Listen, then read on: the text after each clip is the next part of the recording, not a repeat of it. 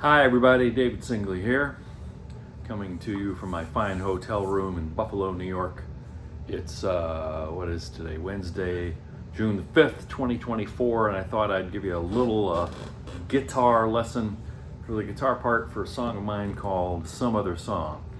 It's on the new album Fools and Mystic. It was released as a single back in the fall of 2023, so it's been out a while. It's done pretty well on YouTube.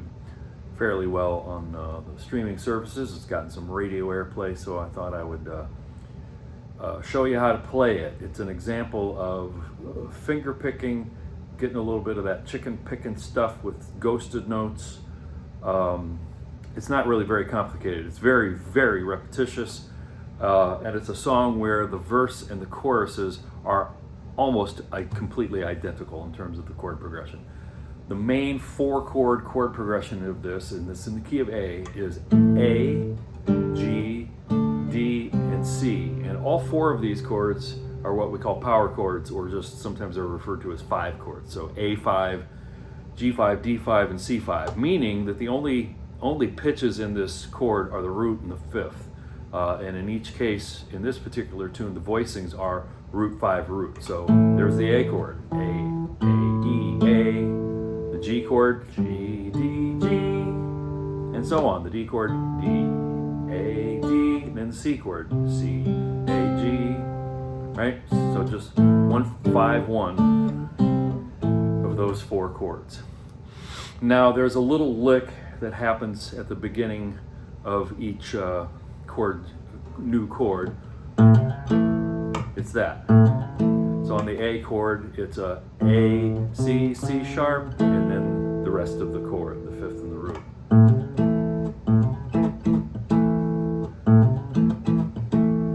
Ba-da-da-da-da-da-da.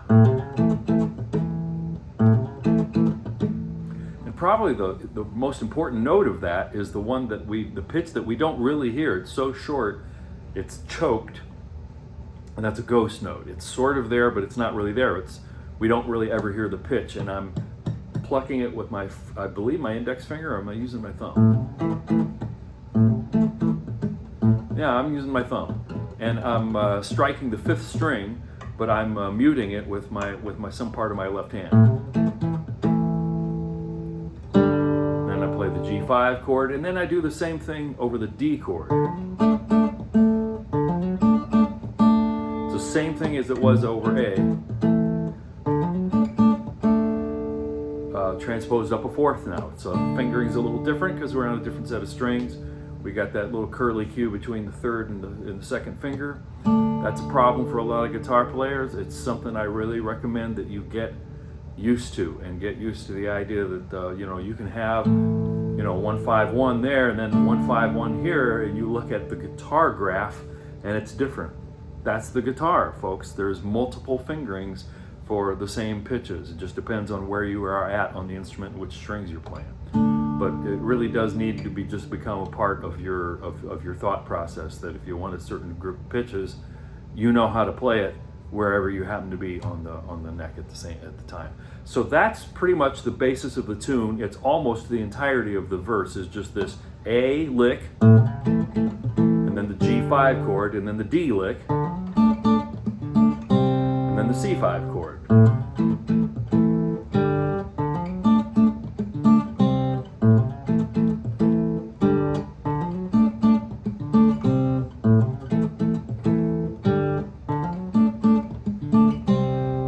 And then at the very end of the verses, there's just sort of half notes. 1, 2, 3, 4, 1, 2, 3. Then the D, G, and then there's the E5. E, B, E. Okay, so the chords are all the same voicing. 1, 5, 1. No thirds, no susses, no minors, none of that stuff.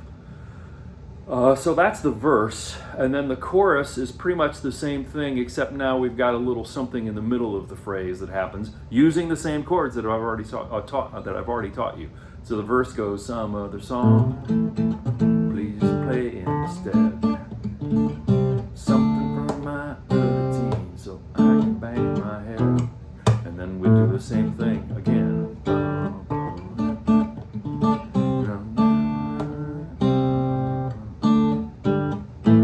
time it ends on A instead of E, because the E, that phrase, that was in the middle of the chorus, right? So we didn't really want it to resolve. But then when we do that phrase the second time, now we're at the end of the chorus, and we really like it to resolve and go home to A, the key of the music. So let me play the basic lick that makes up most of the tune over this A, G, D, C thing, and do it real slowly for a while so that you get a chance to really kind of catch up to it and maybe even practice along with this. 1, 2, 3, 4.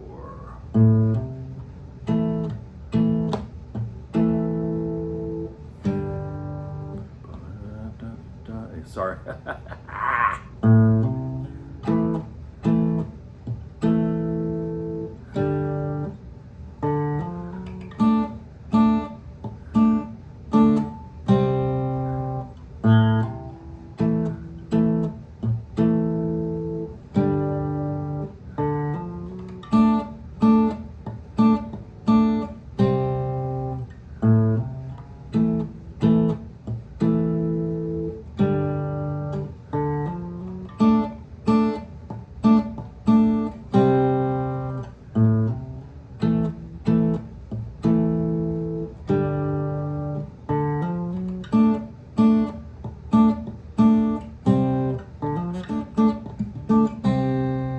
See how important those grace notes are, or those, sorry, not grace notes, ghosted notes. It's really important that they don't get full value and that we really don't hear the pitch, we just hear the rhythm, because at speed, those 16th notes going by, it's really important that that sort of in-between note not really get its full weight, because otherwise it's going to pull down the phrase and just make it drag.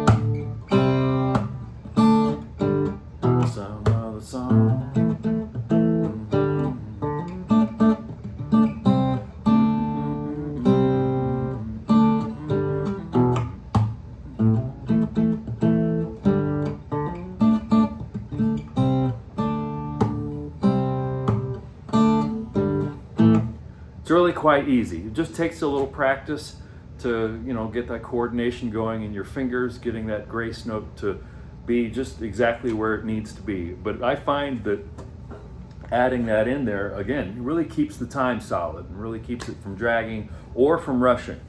So that's my little thing about playing grace notes, or I keep wanting to call them grace notes, ghost notes with your right hand, and the guitar part to some other song.